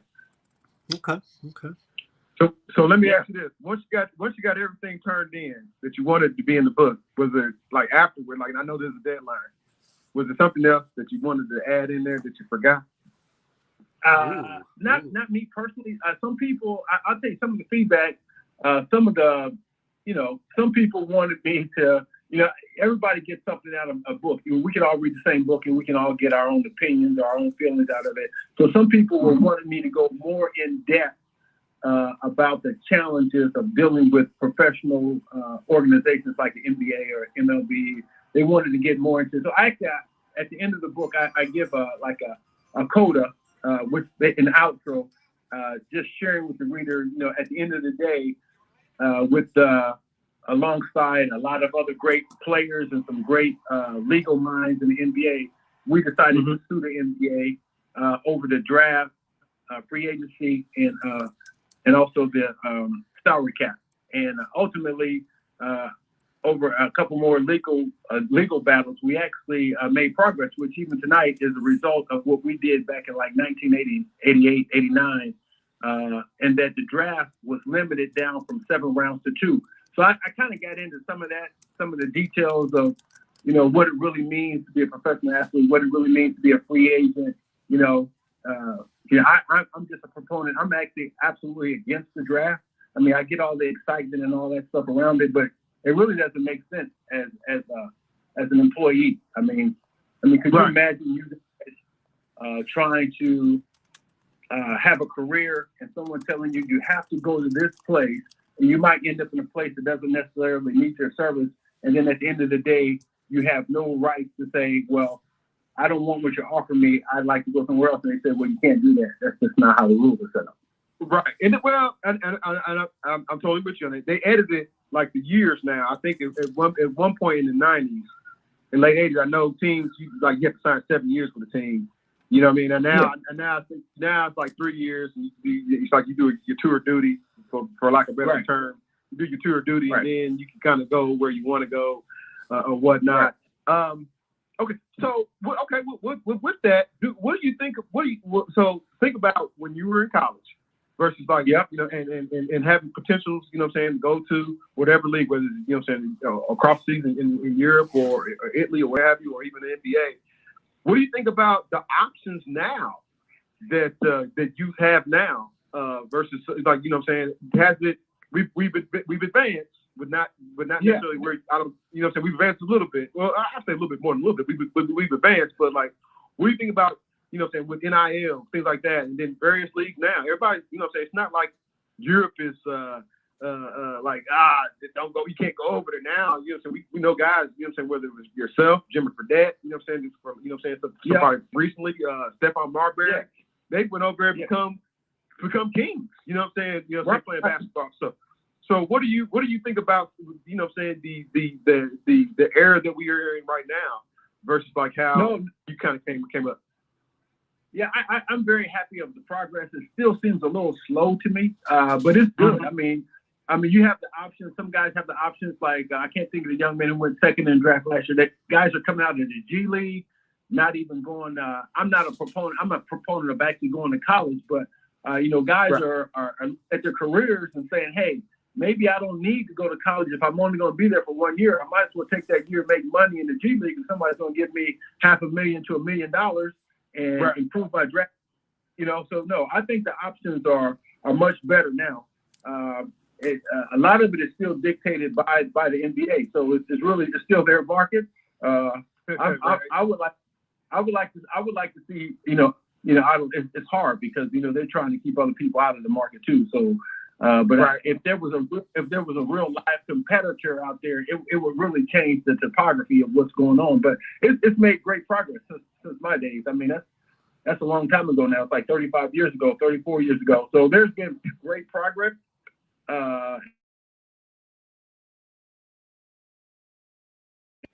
To understand what their options are and utilize that to their benefit. I mean, because if you go to college for 1 year, I mean, you're a long way from graduation anyway. So true. If you're that talent, you might want to consider, maybe overseas, like even what's the guy, Brandon Jennings from the Pistons did some years ago. He didn't qualify for college and he went straight to Rome, and then he came back and he was a high draft pick.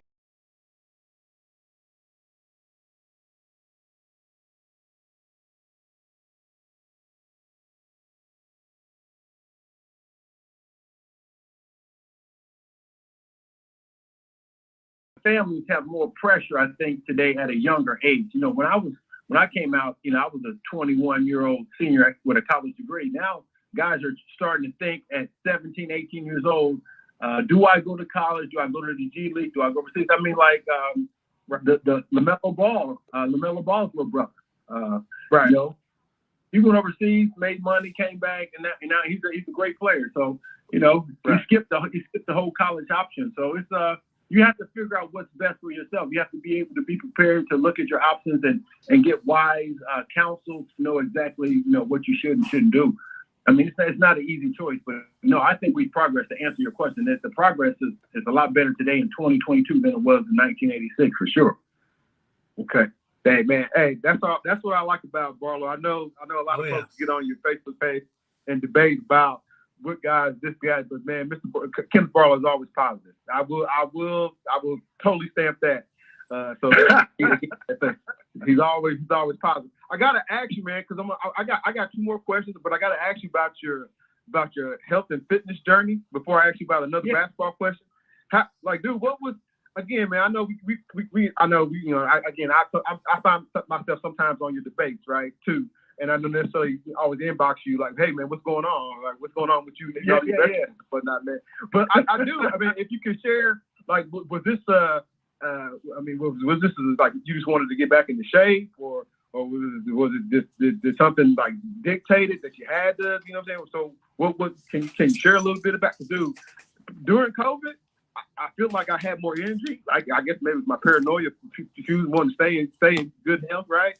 But like since then, man, I've kind of packed on a couple pounds. So if you got any health tips, whether you're good eating habits or whatnot, please share.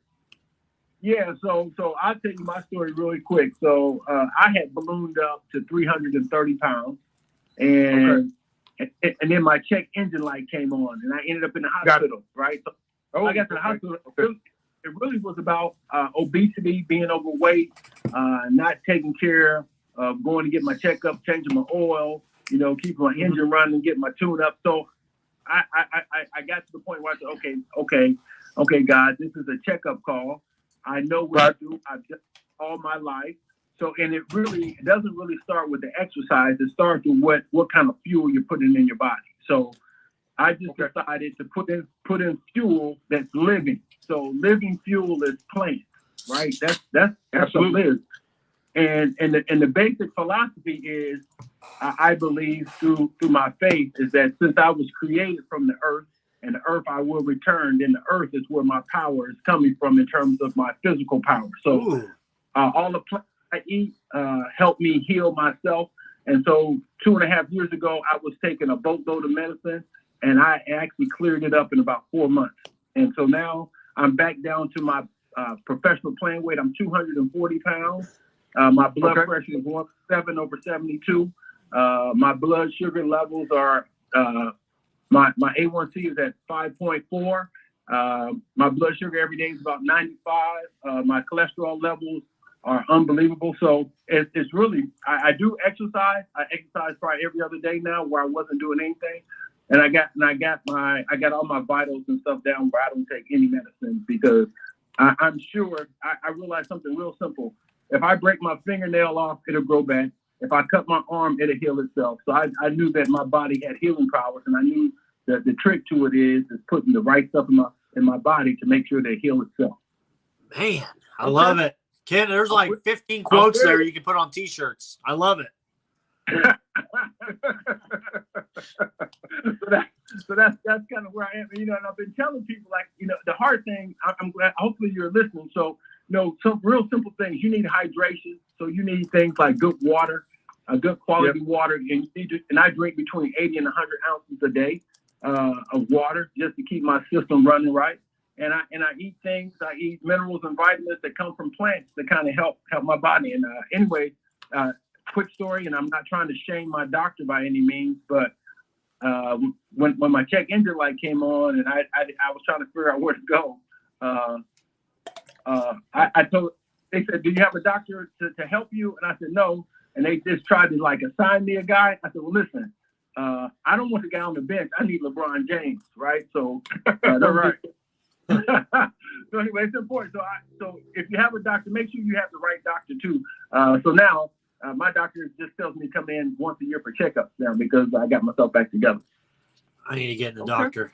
Yep. I haven't went to the doctor in 10 years. I need to go. No, you need to go. You need to go. You need to go. Yeah, go. I mean, because you need to find out where you are. So yep. I was overweight. I was 330. People told me I looked good being overweight, but ultimately it was bad for my health, and all my numbers were in the wrong places. And we were able to correct that with really good eating. And I'm going to say it's about 90-10. Eat the right stuff 90% of the time, and exercise the other 10%, and you'll be fine. Okay, awesome. I'm on it. Thank you for the advice. Ken Barlow, it has been a pleasure having you on again, man. I promise you, it won't be that much time in between. No way. Next time we have one, you won't have to write another book. You won't have to write another book to come on to the show. Hey, listen, we can encourage people. Listen, you can go to KennethBarlow.com and check out the book. First round pick, The Path Least Chosen. I think you'll enjoy it. I'm looking forward to actually hosting some, I don't know, maybe we'll do Zooms or try to get as many people in once I figure out people have read the book, and just kind of have some conversations around it. Okay. Yeah, so hopefully you guys will grab it. We can include you. Maybe share that with the people. Beautiful. Absolutely. Awesome. Ken, thank you for joining us again. Great job. And I can't wait to get the book this Saturday. And I'll let you know when I finish it. It shouldn't take me too long. I got to get back into reading, but no. I'll let you know. You should be. Listen, I'm going to put the pressure on. You should be able to read that book in about 4 hours. Oh, my God. I can read a magazine in 4 hours. Yeah, we went to Ball State. We didn't go to Notre Dame. Exactly. We can't read that fast. Hey, listen, I'm not going to let you say that. Listen, hey, I appreciate you guys.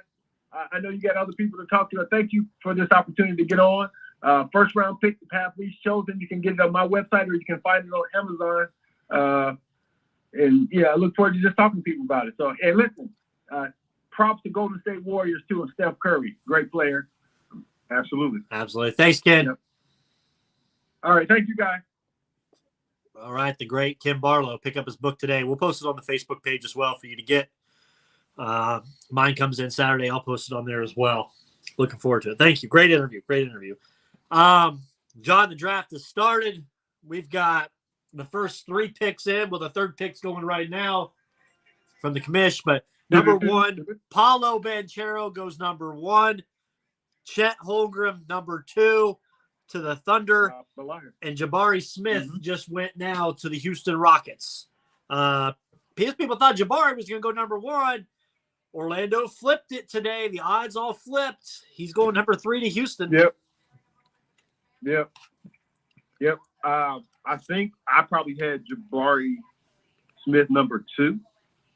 But our the Oklahoma City Thunder is a team that probably thinks they can, develop players a little bit better than anybody else. So they think, Brandon, they compared. I know it's gonna be. They've called Chet Holmgren the new white chocolate. Okay, and we all know who the original white chocolate was: Bobby Sura or Jason Williams, one or the other, right? But they think he has the skill set of a Kevin Durant. If that's the case, in 2-3 seasons, and he becomes like Kevin Durant, like dude, they're gonna seem like geniuses. Yeah, you know what I mean. He does have a nice jump shot. Can he rebound worth a lick? I don't know. Can he defend worth a lick? I don't know. But his offensive, like when the games I saw him playing against Gonzaga, and anybody can listen to me right now can crap on like they only play St. Mary's, they only play Utah State, whatever. You know what I'm saying? He still pull up great numbers. I know it, didn't necessarily show because they didn't have a great run in the tournament. But like, dude, you can't keep 6'7", 6'11" with a 3-point jump shot in the mid-range game like he has. Breaking news.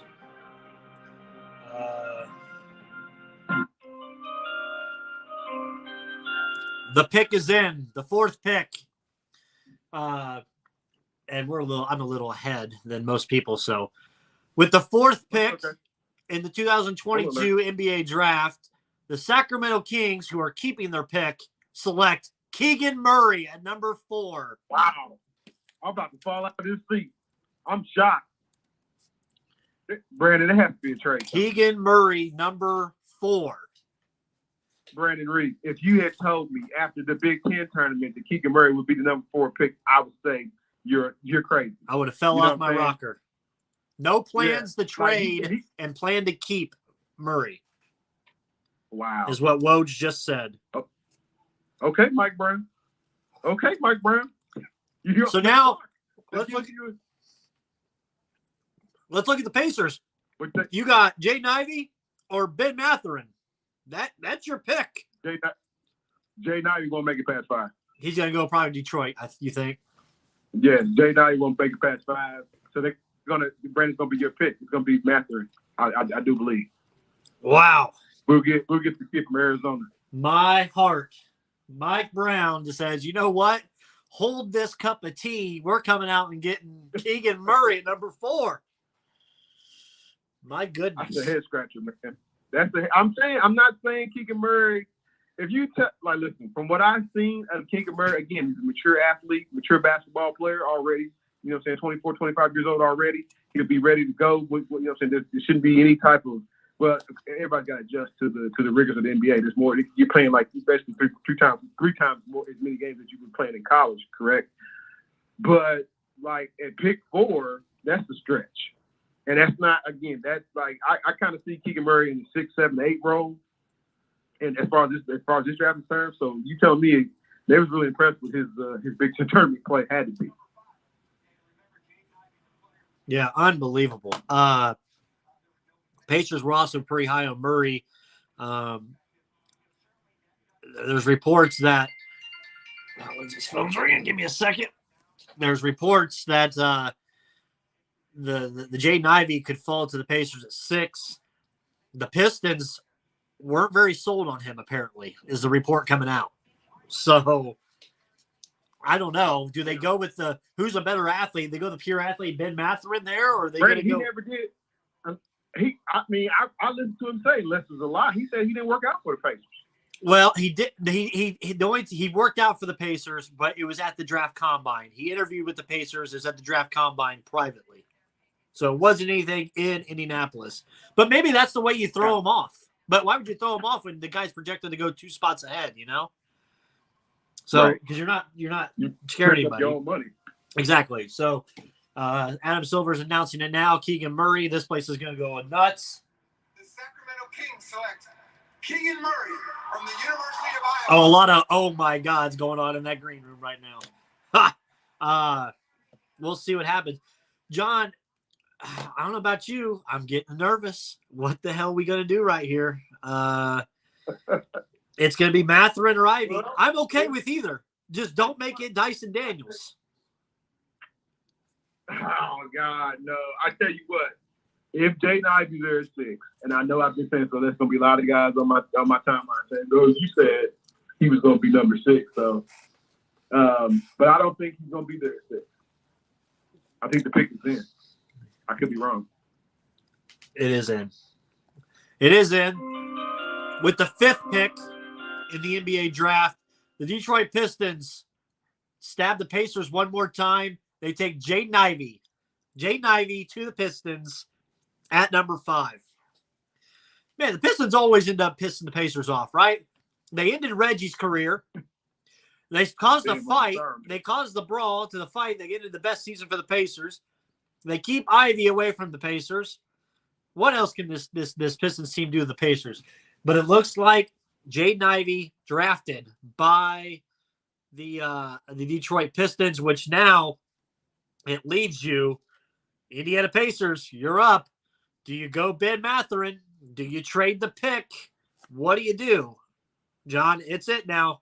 Will be Mathurin. I have Mathurin going at 6 to us, so I hope it is. It's probably going to be Mathurin. Don't lose your mind. It's AJ Griffin, but it's probably going to be Mathurin. Just don't be Jaden Daniels, all right? Or Dyson Daniels.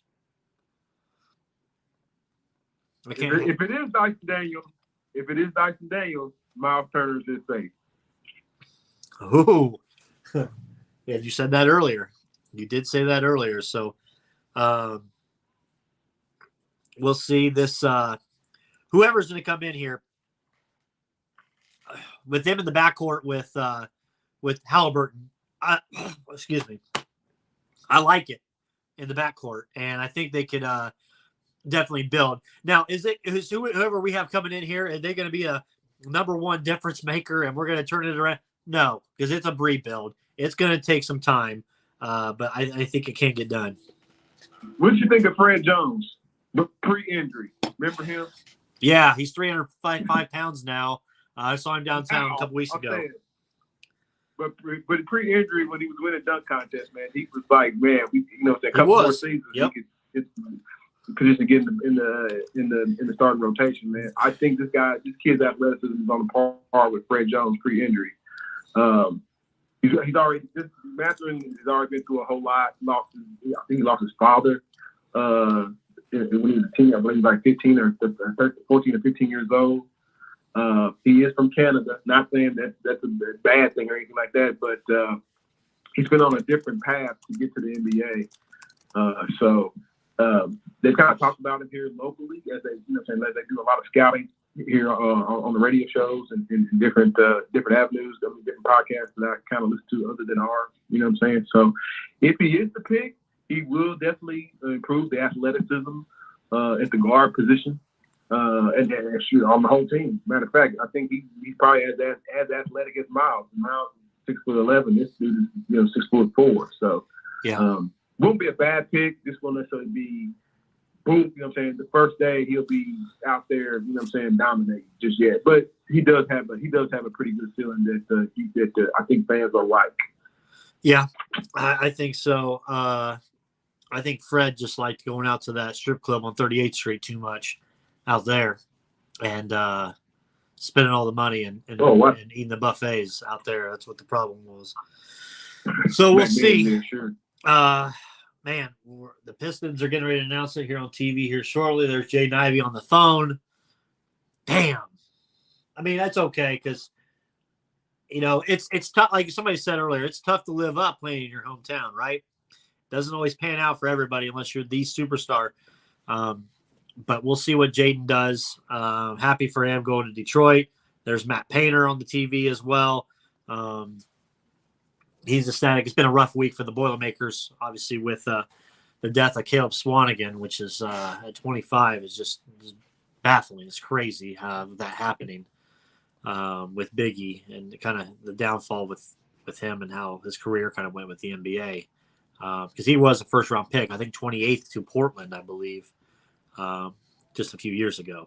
So, yeah, I haven't. I mean, just because I respect their privacy. You know what I'm saying? The Purdue family that we do know, I haven't necessarily asked. So I send my condolences out to Coach Brantley and the staff for myself and Crossroads Sports. Right? I haven't necessarily asked. I mean, it ain't for me to ask why and how. You know what I'm saying? I do know. They loved him up there at Purdue. They were actually, if you remember, they didn't really want him to leave. You know what I'm saying? They wanted him to play with oh my God, I can't even remember. Shame on me, I can't remember who was coming in, but it probably would even gave them another bite at the apple. Right. You know what I'm saying? But you know, they're not that selfish in understanding that, you know what I'm saying, the powers be are saying this kid is gonna be a first round draft pick. They put a lot Biggie Swanigan put a lot of time and effort into getting his body right and his mind tight, and while he was in West Lafayette. I think, you know what I'm saying, I don't like to speculate, again, like the housing-wise, you know what I'm saying, a young 25-year-old man is no longer with us, who had such a promising career at one point. When you get around, when some guys don't have basketball, Brandon, like, you know, or they don't have something that they passionately have put a lot of, you know what I'm saying, into, because, you know what I'm saying, he's been out of the game for, I do believe, at least 3 seasons. Right. Since that time in Portland. They tend to just kind of drift, and I don't, you know, say things drift into depression, drift into. I'm not saying these are the things that happen with him, but they drift into, you know what I'm saying, just the wrong way, and it's definitely sad. It's definitely unfortunate that that kid is no longer with us. Yep, absolutely. So, Ivy just got announced at number 5, and here we go. It's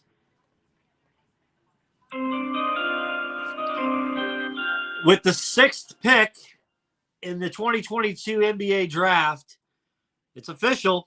The Indiana Pacers select Ben Mathurin, Arizona. I love it, John.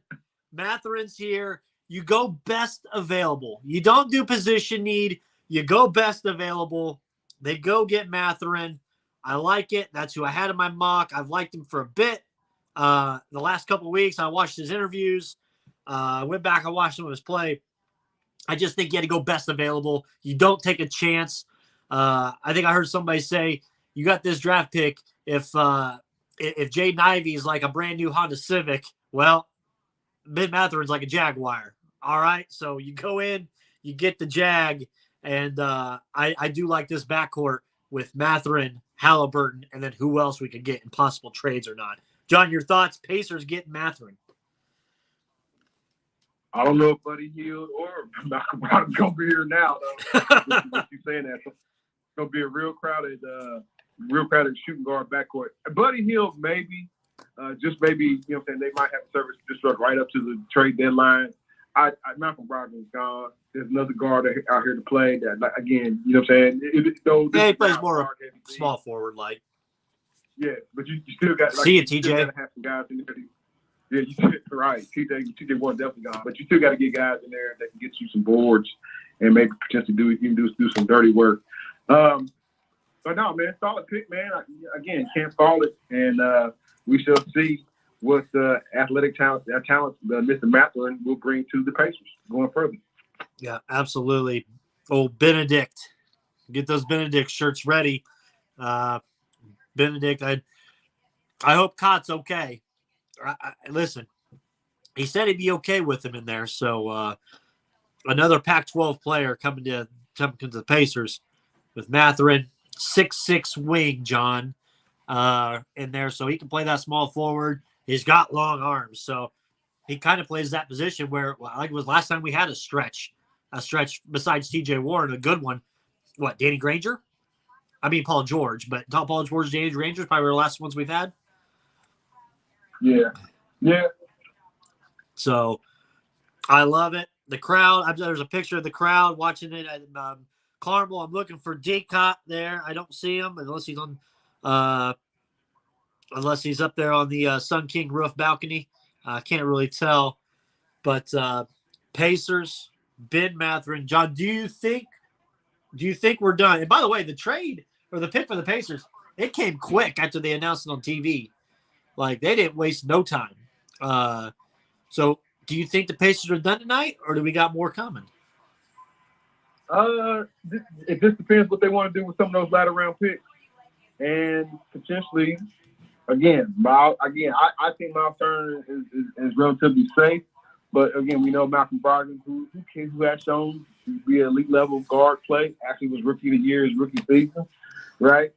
Could somebody use him in place and kind of monitor his health through the season? Absolutely. So I think there could be some trades going on tonight for sure. Yeah, I'm glad you just said that because we got a report. Sources are saying that the New York Knicks are still in pursuit of acquiring Jaden Ivey from Detroit, even after Detroit selected him. So the Knicks are trying to put a trade together to get him. NBA draft. The Indiana Pacers select Benedict Mathurin. They whatever they're offering, maybe the Kings didn't want. And that's not to give the Kings front office any type of credit. You know what I'm saying? But whatever the Knicks are offering, the teams may necessarily want. If the Kings want, if the Knicks want Jaden Ivey, man, like they seem like they're desperate. So I would, we're desperate. You'd be like, yo, what are you sending me, New York? Right. And I don't know what, I don't even know what the hell's on that roster.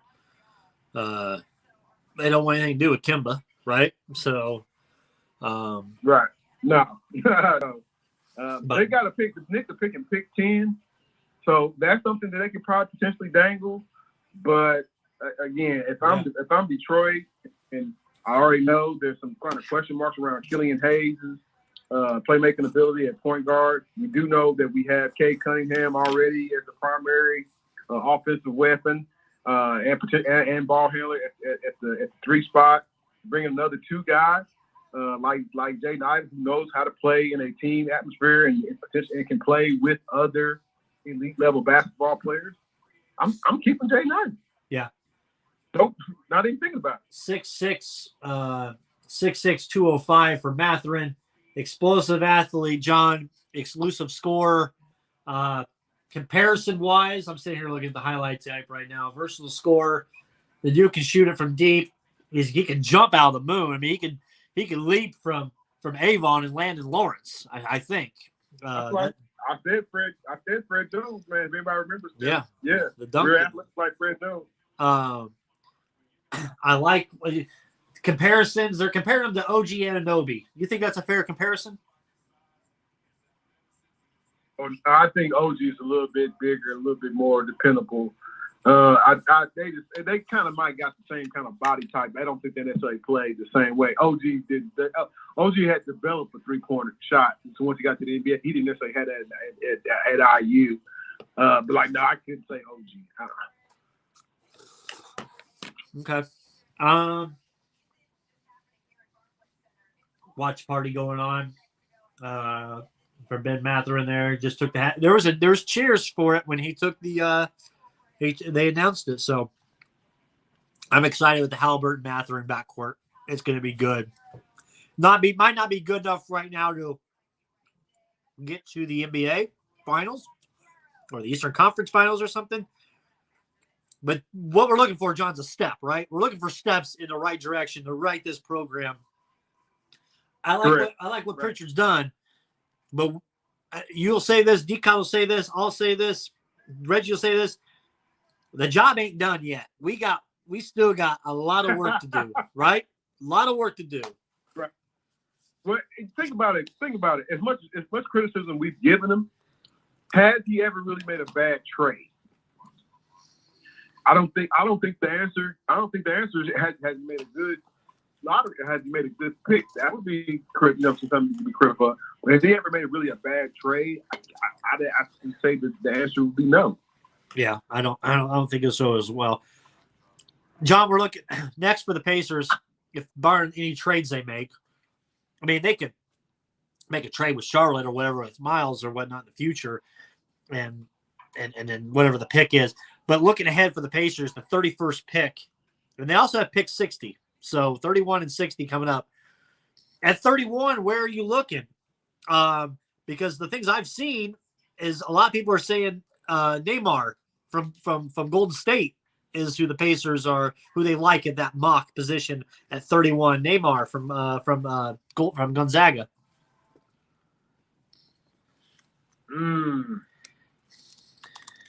If you can get some value, like if you know that guy that you're bringing in can make your roster, you won't have to put him on a G League assignment or put him, stash him somewhere else and kind of stash him at the end of the bench and hope that he turns out to be something. Yeah, I say kind of go for it. Or, as some of our other callers I had alluded to, make a deal with some of these other elite talents, you know what I'm saying, on these other teams that we know are on affordable contracts. But our teams would be Atlanta, Golden State. I'm not going to necessarily say the players, but the teams got a shared contract because they're kind of up against it. You make a deal with one of those teams. So Brandon, you just said in the segment before, the job ain't over. The job's not finished. So there could be. I think they could potentially package up these picks, package up Malcolm Brogdon's contract, and then get a player. It's not going to be a superstar or anything like that. But if we're going with the youth movement here, let's just go full youth movement. Yeah, absolutely. Like if you're going to go full rebuild, let's go full rebuild. I'm in. But like you said, and I've said this in the past, I don't want no half-ass rebuild here. If we're going to do it, let's do it. Not this, well, we're going to be halfway in. Either we in or we out. And we'll go from there. Let's see. NBA draft carrying on, John. Our show's wrapping up here. We got 15 minutes to go. Maybe the Pacers will trade Brogdon and get the 11th pick. We'll see. My thoughts are, if we do get anything that's breaking, that's just crazy, John, maybe we go live on Facebook Live or Instagram to kind of go instant reaction with the Pacers. Or as the pick goes at 31, we can do a quick Facebook Live when it comes out just to give a quick analysis on our 31st pick thoughts. So a couple different options for you. Yeah, I'm with it, man. Okay. Whatever we're going to do. I'm open all night. Shaedon Sharpe, the 7th pick, going to Portland. Shaedon Sharpe, one who I was a little nervous about Indiana getting because you weren't sure if he's going to stay. I do like it for Portland because of them getting Jeremy Grant. You got Dame. You got another guy exclusive, Shaedon Sharpe out there. I do like the pick for Portland. Yeah, if he needs maturity, he'll find his maturity real fast playing with that group because again, ain't no shot callers other than Dame Dollar, Damian Lillard in Portland, who expressed his concerns about not wanting to go anywhere, not wanting to team jump. I know pressures can happen and things can happen, but Damian Lillard has said he wanted, he wanted to finish in his career with Portland. So with that being the case. With Sharpe going to Portland, he'll get some burn for sure. And like I said, hopefully being in that locker room and being around that facility, he'll get some maturity. And if not, then he'll be out the league. Because again, I know Portland. They haven't necessarily won championships in like the last 30 years. I think last time they won a championship was like 1977, actually. But again, it's still one of the classier organizations, and that you really don't hear too much anything bad that come out of Portland as far as like as far as like players clashing with ownership or whatever. Again, they are committed to winning. If you consistently win there as a coach, they will grant you a little bit of favor to keep your job. But again, if they do have a level of expectation to make it to the playoffs, and if not, even deep into the playoffs. And if you don't do that, they'll show you the door. I.e. Terry Stotts. You know what I'm saying? And as well as a host of others, you know what I'm saying, that kind of came before him, winning basketball numbers behind him. So, but again, like I said, you know, that's probably a good place for that particular, like you said, for Sharp to go. He won't be asked to do a whole hell of a lot day one. You know, so he won't have to be a franchise saver. That franchise saver is already there. Now, and I'm saying it's a big if, because again, I don't think he gets moved because he said he didn't want to be moved. If Damian Lillard chooses to actually be traded or some kind of mega trade or something like that, then all bets are off. You know, then that kid will be cascaded into the forefront, and he'll have to play a different role. But as of right now, dude, he's lucky to get. How can we forget Anthony Simmons as well? Right. You know what I'm saying? The silky smooth point guard that they have right now. Again, like Sharp's got time to develop, and again, Portland's probably a good spot for him to do that and learn. Yeah, absolutely. Looks like the next pick looks like the Pelicans are going to be going with Dyson Daniels. Dyson Daniels, a G Leaguer, going to the Pelicans at number 8. Okay. I probably would have went. They might have. Brandon, do they have their fill of Duke guys? They didn't want to draft another Duke guy. They should. I thought they would have took AJ Griffin. They're pretty solid at small forward though, so I can see with them not going to go get AJ Griffin. Dyson Daniels, definitely probably the best two-way player in this draft. Plays, you know what I'm saying, but he still his offense can sometimes be a little laborious, where you or how about this? He's probably the best incarnation, closest thing to. I'm not saying he plays defense like this. He's not going to take that many charges, but he's probably the best incarnation of Marcus Smart that they have in this draft. So, and I think it's a solid pickup for a team that wants to, you know what I'm saying, not just be playing in the play-in tournament. They want to make a playoff run. You know what I'm saying? So that's a good pickup for them. Yep, absolutely. So we're 8 picks in. Malcolm Brogdon's still in the Indiana Pacers. I feel like we're going to do an everyday thing. It's day 1 after the draft. Malcolm Brogdon's still an Indiana Pacer. So we'll see. 8 picks are in. We still got some big names on the list here. A lot of good guys. I think I forgot Obaji from Kansas is in this draft still too. I totally forgot he was there. A lot of picks. We'll see what the Pacers do at number 31. Hell, I mean, they could trade it. Try to get some players, try to get some other draft picks. I think you could. I don't think they're done. Gun to head, you can call me an idiot here after the podcast comes out, but I think we get a late lottery pick. I think we make the trade with Brogdon, unless Pritchard likes to wait and see kind of where you want to. If you, like you said, like Nas called us. Some people are going to start panicking. As it gets closer to time, and wait till you get your best hand. Don't take the first one that's always given to you. So right, I wouldn't mind getting Sochan from Baylor. I wouldn't mind getting him either. Yeah, he's not, but there's gonna be some names that probably pop up familiar there that probably pop up in the next 3-4 picks. Ty Washington still out there. Yep. Abaji still out there. A great athletic guard. Johnny Davis out of Kansas. Johnny Davis. I think they had him going in the late teens. I don't necessarily think his workout, you know what I'm saying, were as great as he thought they were in his mind, right? They a lot of mock got him going in the teens, and then there's another guy like D. Kai had said with Blake Wesley out of Notre Dame. Again, I think some of these names start coming up here real soon as the draft progresses. Yep, absolutely. All right, John, anything else before we wrap? And then anything that comes live that we feel is breaking news, we'll come on Facebook and go at it. No, man, 2 hours ain't never enough now, is it, man? It's like, I feel like not on draft night. We didn't go fast. Yeah, we dn't go faster than any other time. But, no, man, 2 hours went real fast tonight, man. But, no, man, I want to thank all our callers for calling in. You know what I'm saying? We have some of the best callers here at Crossroads Sports. I won't call them out by name because then they'll be arguing on Facebook Live and Twitter and everywhere else because you forgot about me. You know what I'm saying? So I just want to say we have some of the best calls. We also have some of the great listeners, best listeners as well, that listen on our Facebook Live as well. So again, man, I want to say I appreciate them. I also want to say I appreciate our sponsors. Yeah. Scott K. Nichols State Farm Insurance, Mavericks Motor Custom Sports, and Three Wise and Logistics. How can we do our show without our sponsors, man? So I want to say thanks to them as well. Outside of that, me and Brandon, I'll be right back at it next week. Bigger, better, and ever, man. I want to say again, thanks everybody for listening. Thanks for listening to the Crossroads Sports Radio Show. You can find more episodes on iTunes and the Google Play Store.